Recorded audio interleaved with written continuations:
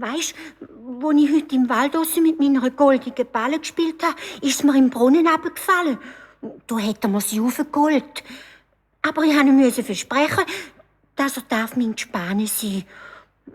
Und da habe ich ihm es halt versprochen. Ich habe doch nicht gewusst, dass der aus dem Wasser raus kann. Der unverschämte schliefere Quaker, der Grüsig. Du sagt der König. Was man versprochen hat, muss man halten. Mach die Tür auf und lass ihn rein. Aber sofort. Die Prinzessin geht und macht die Tür auf. Aber schon nicht gern. Der Frosch kommt rein zu hopsen. Blitsch, platsch, blitsch, platsch. Immer der Prinzessin nach bis zu ihrem Stuhl an. Da hockt er und ruft. Wack!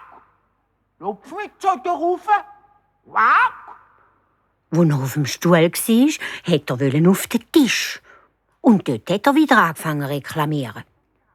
So, jetzt geben wir die Tellerli, dass wir zusammen essen können. So ist recht.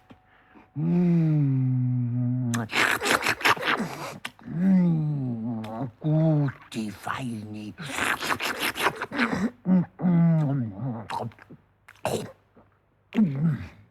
Er hat so laut geschmatzt und geschlafen, dass man es im ganzen Saal gehört hat. Der Prinzessin aber ist der Hunger vergangen.